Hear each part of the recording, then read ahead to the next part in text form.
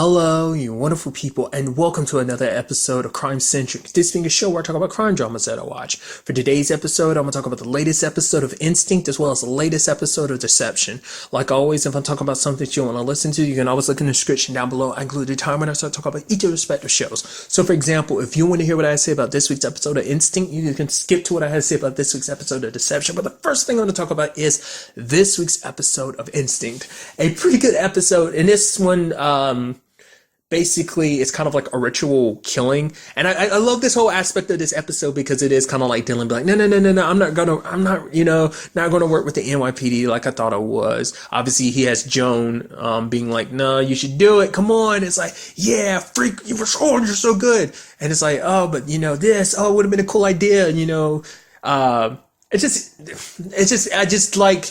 At first, I didn't really understand his reservations for it, like his reluctance to kind of work with the NYPD, because it's like, obviously he had an awesome time, like, working with Lizzie, but I was like, especially because it kind of gets him back into, like, flow of things, because it's like, well, it's been a while since he's been a CIA agent, and things probably aren't as, I don't know if complicated would be the right word. Obviously, with a lot of stories and shows like this, you'd kind of think, like, CIA is very complicated, but you do something for long enough, maybe the complication kind of disappears, and, obviously, he wanted to kind of have like his normal life with Andy, and obviously being a professor, wanted to teach and, also write a book, which is also interesting too, because from the premiere, I would have made the assumption that Andy was super not cool with it. It's like, no, Andy's like super supportive. It's like, okay, I got you your own little setup here. You can help, work on your crimes and stuff like that. I'm like, wow, look at him being like, because the way the pilot kind of made it seem, because it seemed like, he's keeping it quiet and stuff like that. I was like, to be fair, I guess it's also something you have to think about too. It's like, well,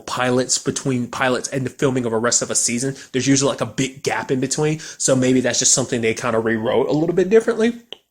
Because like I said, Andy seems super supportive. Maybe it's just the CIA stuff, but it's like, if it's NYPD, sure, I got no problem, because it means you're still going to be home, you're going to be working hours, you're helping out, help saving the world kind of, maybe, I don't know.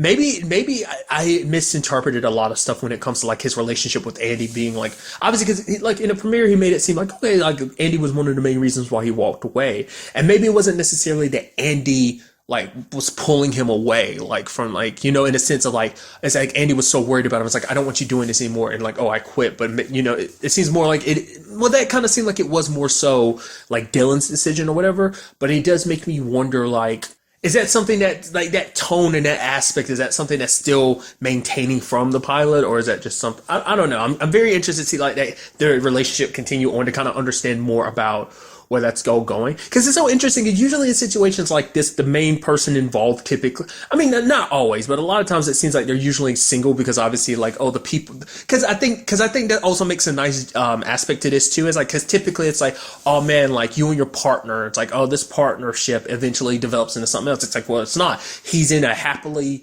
this established relationship, and obviously she has a very complicated relationship, obviously, with her whole Charlie fiance situation, so. But nevertheless, this episode dealt with ritual killings. It actually took me by surprise that there was actually going to be a second one. I kind of feel bad for Haley. Everything that was kind of being set up by her, just like her being angry and stuff like that, even throwing that butcher knife in that direction. It's like, wow, you've got some serious anger issues. Holy crap. But I wasn't expecting her to be dead. I was thinking like, man, this is just going to be like a one-off crime. But it's like, no, there ended up being more victim to it, sadly. And interestingly enough, Haley is played by Afton Williamson, which I'm blanking on it super hard. I swear it was something super recent she popped up in. I want to say it was something crime-centric related. Maybe Blind Spot? I think that might have been it. I don't remember what it was. She popped up in something super recently, and I can't remember what it was. But nevertheless, kind of felt bad that she ended up dying. But also Trevor at the beginning. It's actually a sad turn of events, because obviously at first I was kind of thinking like, everything's pointed towards Nora, kind of. Obviously from the very beginning it kind of points towards Nora, but it turns out it's actually the lady Gwen. Because Gwen's kind of got like this white knight aspect to her, because Gwen had a very like traumatic childhood growing up with like a very abusive father, and basically she latched on kind of to the fairy tales that her, Nora, and Roman used to play back in the day, of like, latching on to like oh, Roman's goodness, and anyone that threatens it, they're 100% evil. Like, it's like rationale is kind of thrown out because it's like, oh, when this person is doing something, there's 100% evil behind it. So Trevor and Haley were evil in her eyes, and she's doing whatever she can to protect Roman, even going as far as going after going after Nora, even though, just because she looked at them as problems that are pulling, Roman away from certain things. Obviously, his country boy lifestyle, as well as threatening to take away his restaurant and his farm in Trevor's case, so. And even, Dylan kind of apologized because he understood, like, why she was the way she was because of what she experienced as a child. And it kind of, like, made her latch on to, like, oh, yeah, like, playing make-believe of being a hero, being a knight to someone. And now it's like, oh, yeah, like, this is someone that's very important to me. He's a pure person. I want to keep him safe. So you understand the sentiments. Obviously, she didn't go about it the right way and everything, but it's also just because her brain isn't in the right state of mind, and it's just sad that things kind of played out the way they did. Because my mind also was kind of leaning towards Trevor's wife, Selena, especially when that whole situation came up about, like, oh yeah, if they didn't have a child within the first 5 years or whatever of their marriage, which they were coming up within 5th year, would be the whole situation of like, oh man, like she would end up getting less money than she would if they had an heir, which I thought was kind of interesting. But it's like, no, apparently they were adopting a baby, so I guess that kind of made it okay. But she was kind of like, no matter what the situation was, even though Trevor was kind of an asshole when it came to business and stuff like that, the asshole to the people he was doing business with, he was still kind of nice to her. He saved her, so I thought that was kind of sweet. I mean, that's what it ultimately inspired Dylan to kind of figure everything out. I do immediately love the fact is that when it's all said and done, when it comes to this, that they are very different people. It's not like they 100% click. Obviously, it's kind of the yin and yang type of situation because you have Lizzie being very like by the books. We need to follow the rules and procedures, but then you have Dylan being like, screw that. We know this. We need to just go ahead and act upon it. But for Lizzie, it's like, no, we need to flush out our theories and do this and that. It's like, okay, yeah, oh, sly of you ordering food because now you've got bread evidence, that's connected to Trevor's murder. But next time, how about you don't just stuff evidence in your pocket? And I love him sitting there just enjoying the food and everything. Because I love Dylan's attitude of just kind of being nonchalant. But I think that also plays into it a little bit, the difference between. I even love that cute moment at the end. Because obviously, like, you could tell during the episode they weren't 100% gelling. Because it's like, she's like, don't cut me off. I'm out saying that the chef isn't the one. It's like, no, I'm thinking the chef, you are right to keep an eye on the chef because she is the one that, has the anger issues and stuff like that. And Lizzie was like, oh, okay. I just kind of like, they just hadn't quite found their flow yet. And I think that's still going to be something we'll see going forward, that they still won't quite have it because it's a situation of opposites attract. It's like, she's like, because it's like, oh, she's all about the rules and everything, and Dylan's all about breaking them. And it's just like, yeah, it brought us to one conclusion. Yeah, there's only one thing. Yep. We're gonna have to be partners. Yeah, we are. And I'm like, and they turn and smile towards each other. I love that because I do like that they are so different like that. So I think that's such a cute thing. Because I wonder, has Dylan always been like that, or is it more so because of his time with the CIA that is kind of used to kind of doing things his own way? Maybe being a part of the CIA just kind of fed into that personality of his. Because they are both kind of working through this because neither one of them is probably really big into working with people. Like prior to this, we haven't really heard any. I mean, maybe Julian is someone that he worked with a lot, like more of a partnership type of thing back in the day. But I mean, he hasn't really expressly brought up like actual partners. Like Lizzie, we know her situation, obviously with Charlie. And because she couldn't like protect Charlie, she feels like, well, I don't deserve another partner. And that's kind of how Dylan broke it down. I was like, that's sad. Like, because I interpret it as kind of like a situation of like, well, no one can, she doesn't want anyone taking Charlie's place. I thought it was kind of like that, but it's more like, I failed to protect my other partner, the man I loved. Like, who's to say I won't do the same thing here? So I thought that's kind of a nice, like, different approach to it. Kind of in the similar vein, but kind of different at the same time. And Dylan, just because, because he doesn't like being confined by rules and stuff like that. So I think that's pretty neat. It's also interesting to find out that Julian is actually still part with the CIA. Like, he's still doing surveillance and stuff like that. So I think that is something we're going to see crossover. Obviously, he's kind of like Dylan's support. Like, Obviously, he's also Dylan's little secret because once again, Lizzie isn't privy to that. But eventually, those paths are going to cross. Because I'm curious to see what that storyline takes us. Because now it's like, oh yeah, like he even makes a joke where Dylan's like, well, I owe you one. He's like, oh, who's keeping score? It's like, that's going to turn into something. I'm curious to see. Because it's like, oh, you try to leave your CIA days behind, but I'm sure they're going to come back in some shape or form. And I'm just curious in what manner. And maybe that just kind of feeds into what I was bringing up earlier, like the different like sides of like them representing like, oh, her being like all rules and him being non-rules. Maybe we'll kind of see that amongst, not even just amongst them, like the way they kind of interact with each other, but even how they handle the case. Like maybe they'll kind of separate, like he'll go off and do his non-rule related stuff and then she'll do her by the books type of thing. So I also thought it was kind of interesting that her lieutenant was like, oh yeah, you need a partner. It's like, no, it's like, shut up, I'm your friend, but I'm basically acting upon my authority now. You need a partner, no more non-partners. So, and there was kind of that little cute like awkward thing where she was like, no, I can't call like Dylan. I mean, he was just saying I could call him for help with any like cases that might call upon his expertise. He was just trying to be nice. And it's just like I said, it was super cute that he walks up to her and she's like, oh, she's like, you could just call me Lizzie, and he's like, well, you can just call me Dr. God, I'm blanking on his last name. Right, Dr. Reinhardt. And she's like, oh, and he's like, no, I'm kidding. You could just call me Dylan. Just that little awkward playness to it, just because it is kind of like an unknown kind of like situation for both of them in many different regards. And like I said, it just kind of feeds into the element of their partnership. And I'm very interested to kind of see that all develop and also see what kind of cases they take going forward.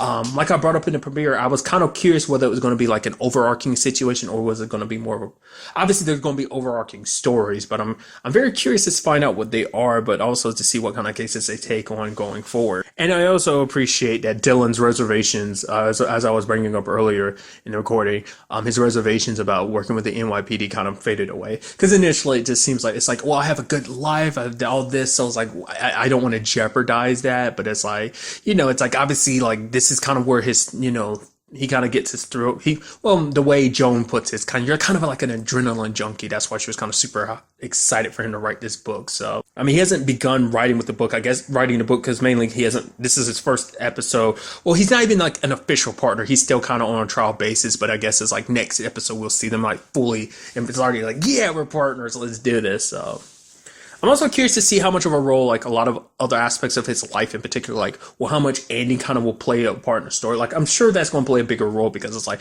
with situations like this, and it's just like kind of that cop life and relationships. At least we'll see stories kind of make it seem like that doesn't always work out, but maybe Dylan and Andy will be an exception. Also, like how much this might affect his school, like teaching and stuff like that, which I really appreciate that Lizzie popped up at the back of his class and stuff like that. That was pretty neat. I'm just curious to see how much overlap any of those will have. Like, obviously they'll play their own roles going forward with the story, I'm sure, but in what ways, I don't know. We're just gonna have to wait and see. And now moving on to this week's episode of Deception. A really good episode. I like the whole concept of this episode, it being kind of an escape episode. I do like that the show is designed where it's like, well, each new episode, obviously, we're going to be doing with more and more of kind of the different tricks in a magician's sleeve. And this one being getting into a locked room with all these bombs and everything. Like, I thought certain elements in this episode would play out a little bit differently than they did. Like, for one, obviously there's an element at the beginning where Cameron's kind of like, oh yeah, I'll get you out of here, Joan, I promise. And obviously that being a thing, obviously I've picked up from many cop shows. It's like, or crime dramas and cop shows too, is like, do not ever make promises that you can't keep, because ultimately that's just going to backlash in the end, because it's like, because people put so much faith in you and everything. And it's just kind of like, if you're not careful, they'll kind of put all their hopes on you, and then you kind of fail them, like the world kind of falls apart. Obviously, this situation is a little bit differently because he's making a promise to Joan, but it could be a situation of like, she could end up dying. So it's just kind of like, don't make promises you don't know for sure you keep. But I mean, obviously Cameron learns from it, because even in the episode, he's kind of like, right, this is the real world. Just because, this works in, like me doing a trick or something like that doesn't mean it's necessarily going to work in these like real life applications. And so I shouldn't make these promises to someone I can't keep. So that, and then also the whole thing with the guy in prison, the one that John ends up having to talk to, like to figure out how he ended up doing the crime like years prior to that. breaking into that exact situation. Like I was wondering, like I was thinking like that was going to have something to do with the case that ultimately like, oh yeah, like either it was going to be a situation of like either he took the blame for a crime he didn't really commit, or it was going to be a situation where it's like he was masterminding all of this from behind bars or something like that. Just, I don't know, for whatever reason, I thought that might have been the case. That, so he was kind of using John in this whole thing too. But it's like, no, turns out it's not the case at all. It's just, that's kind of a separate thing in itself. But I'll kind of get to that a little bit later on, but let's focus on the episode. I really appreciated kind of the tricks of this, and, you know, especially how Cameron handled it, like using the mirrors and stuff like that, that Gunter kind of set that whole thing up. I thought that was pretty neat. And then just kind of sliding out of the camera's view. Because I was like, why are you getting up and everything? It's like, oh, like, you're not invincible. Oh, because you got out of the camera's view. I was like, that's pretty nice, but he slid most of the way too. And then like when, Joan got up, I was like, what are you doing? You're ruining like, why would you get up and start moving? But it's like, Cameron's kind of okay with it, so I guess that was part of the plan, or maybe it wasn't. I guess ultimately, well, going ahead, skipping around, at the end of the episode, we find out Joan's guilty and everything, so I mean, and there's no reason to beat around the bush, but it's like, maybe she did that on purpose. Maybe the whole point was to kind of get Cameron caught without kind of revealing herself, but nevertheless. But that was pretty impressive, even setting up the whole mirrored situation with the mirrored paintings, even her, like, using the dummy. He's even apologizing. He's like, okay, I'm sorry in advance for this, you know, the likeness between the two of you. Like, obviously, I know this isn't going to look like you, and it might piss you off about this whole situation, but I do apologize. So assembling that mannequin and putting it in her clothes, and I was like, that's super cool. Like, pretty awesome. I love that whole aspect to it. Because it's kind of interesting, because Jordan was kind of like talking about the fact, because Gunter was trying to use it with like mirrors, kind of bending mirrors, like the kind of bounce reflections.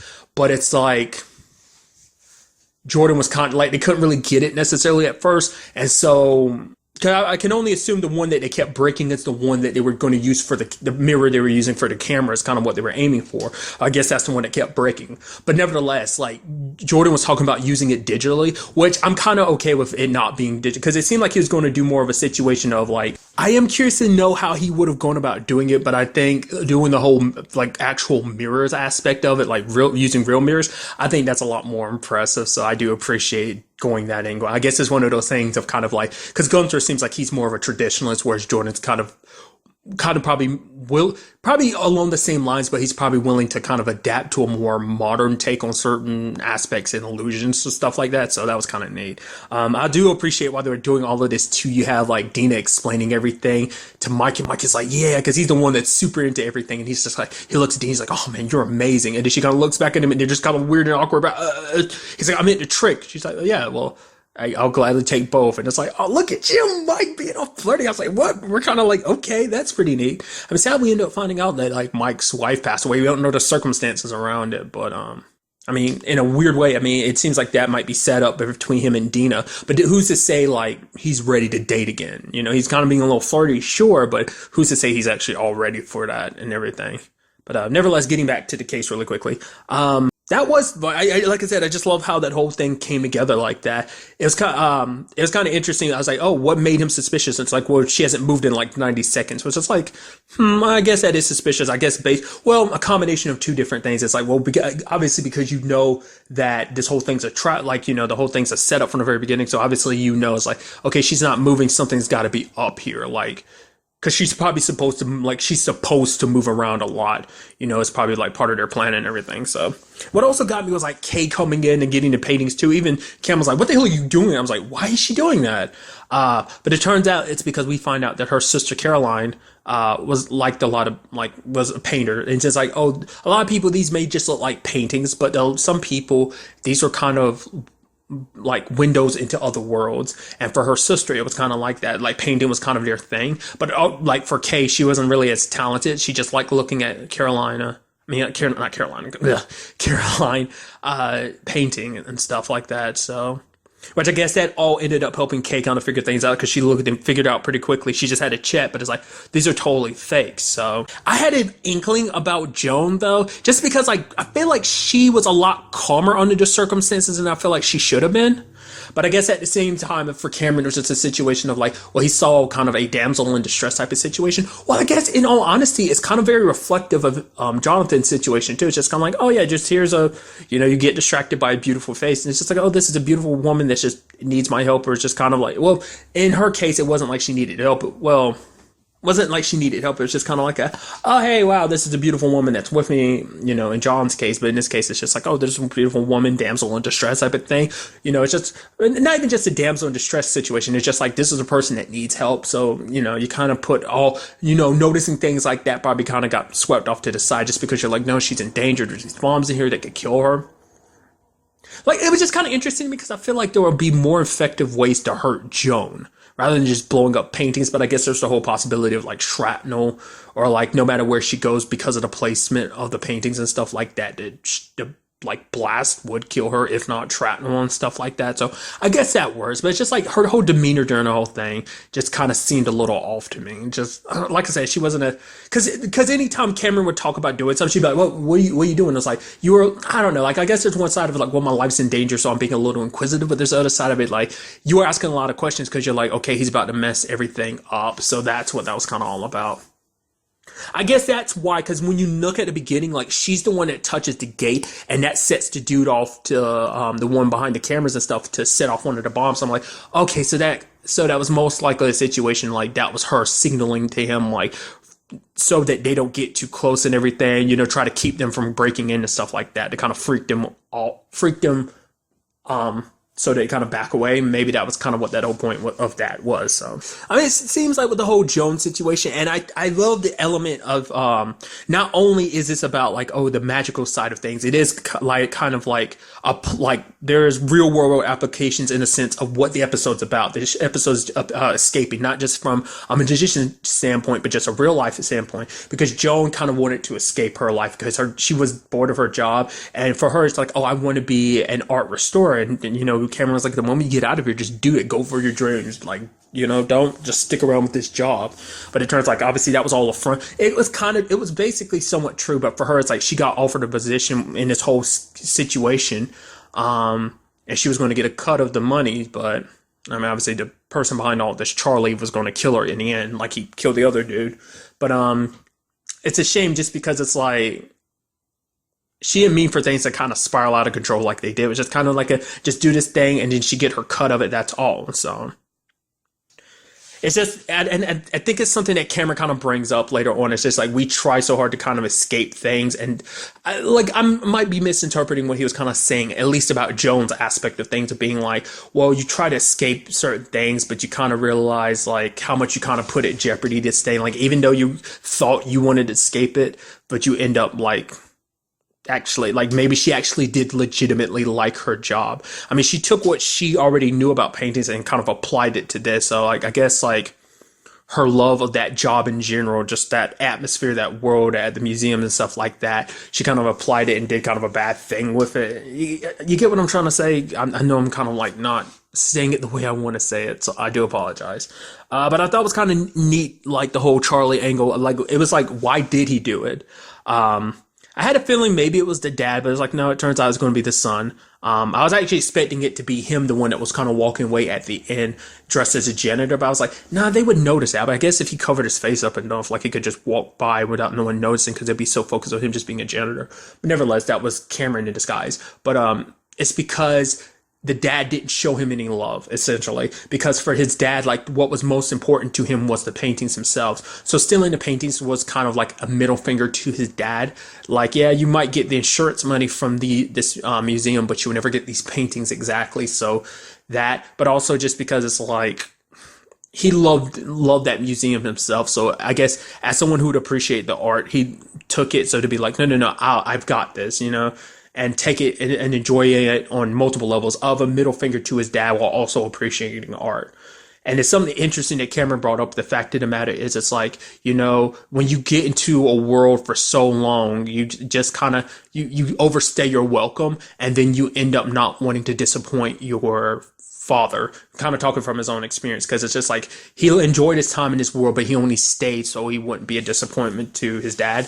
John kind of seemed like he walked away from this world, and then Cameron kind of dragged him back, and I guess that's one more reason why he regrets staying as long as he did, because if he had walked away, maybe his brother wouldn't be in this situation that he's in right now. So, though Cameron tries to play it up by being like, no, I had the most normal childhood, which Kay obviously doesn't buy. So I don't know whether he was thinking he was actually fooling her, or was just joking because he knew she, probably knew.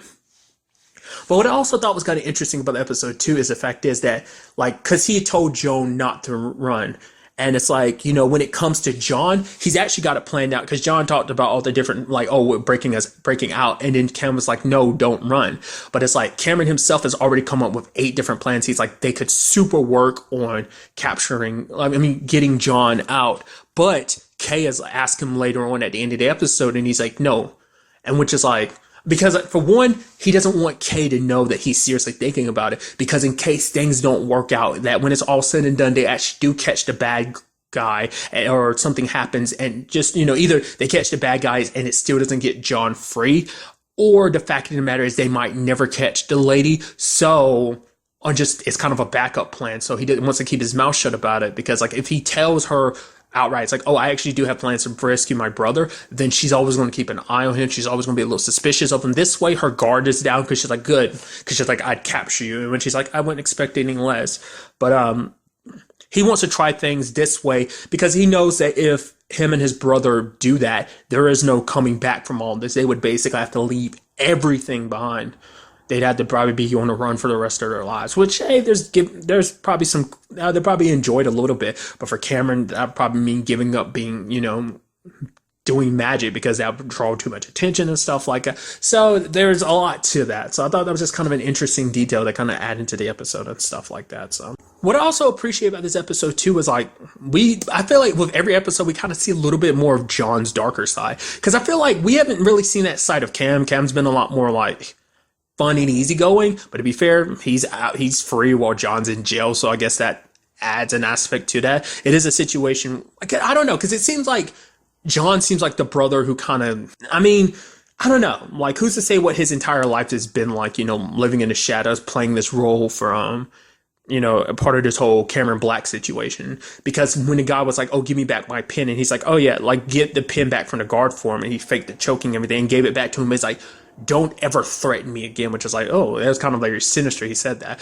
which I'm curious. I would assume that guy's not going to ask him for any more favors. I guess it was kind of that one and done thing. Maybe we'll see more of it. But there was one guy that was kind of taking an interest in him that we saw kind of looking from far away. Could only assume that that's some guy that plans to kind of use John's talents for his own, like, you know, whether it's like giving John the option, or whether it's good. I kind of get the feeling like it's going to be a situation where he sets it up where it's kind of like, oh, sending people there to beat up John or something. He's like, well, I came here to be your hero. Now you're going to be indebted to me, type of thing. But ultimately, we'll have to wait and see. But I'm curious to see what that's about. Because that seems like you could already tell that's a subplot happening. But the question is, like, is it just going to be a subplot, or is it just going to be something that's subplot for now, but it turns out to be connected to the overall main plot, you know? So ultimately, we'll kind of have to wait and see on that front as well. Very interested to see what goes down in the next episode. But really, that's all I want to talk about in this episode. To the next time we meet, be happy, be safe, live life to the fullest, and enjoy it. Good day and goodbye.